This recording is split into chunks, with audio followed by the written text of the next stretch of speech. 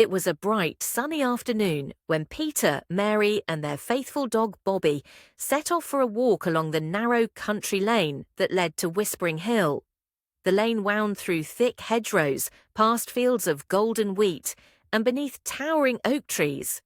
It was one of those perfect days when the sky seemed impossibly blue, and the air was warm with the promise of adventure.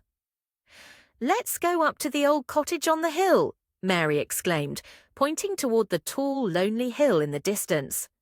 "I've heard there's something mysterious about it." "Yes," Peter agreed. "It's supposed to be haunted, but I'm sure it's just an old story. We should check it out." Bobby, who had been wagging his tail enthusiastically, gave a happy bark, as if to say, "Let's go." So the three friends set off towards the hill, walking through the meadows until they reached the steep path that led up to the abandoned cottage. The house sat at the very top of the hill, surrounded by twisted trees and thick, overgrown ivy. Its windows were dark, and the door hung ajar as though inviting them inside. "I can't say it looks very welcoming," Mary said, eyeing the cottage with uncertainty. "It's a little eerie, isn't it?" "Not at all," Peter said confidently. "It's just an old abandoned house. There's nothing to be afraid of." Still, a shiver of excitement, or was it fear, ran through Mary as they approached the door. Bobby, ever the brave dog, trotted ahead, sniffing at the overgrown garden. When they reached the door, it creaked open of its own accord, sending a chill through the children's spines. But Bobby, always curious, trotted inside without hesitation. "Come on, Bobby," Peter called, stepping over the threshold. The cottage inside was dark and dusty, filled with old furniture covered in white sheets. Cobwebs hung from the ceiling, and a faint smell of mustiness filled the air. But what caught their attention was the large, ornate mirror standing in the center of the room, its surface slightly fogged, as though it had been untouched for years. "That's odd," Mary said, stepping closer to the mirror. "Why is it in the middle of the room like that?" "I'm not sure," Peter said, frowning. "I've heard that mirrors can sometimes show strange things. Let's see if we can find out more about this one." As the children leaned closer, Bobby barked suddenly and raced over to the corner of the room, his tail wagging furiously. Mary gasped as she noticed something shiny on the floor, a small golden key. "Look," she said, picking it up. "This must belong to something important." "What do you think it opens?" Peter asked, inspecting the key.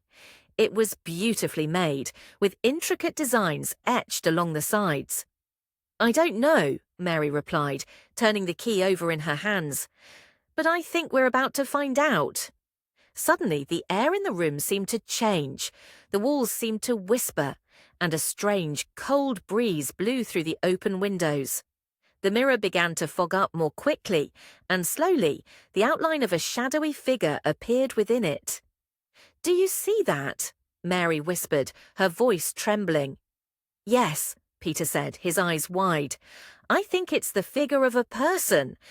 As they stared, the figure in the mirror seemed to move, and suddenly it raised its hand, pointing toward a door at the far side of the room.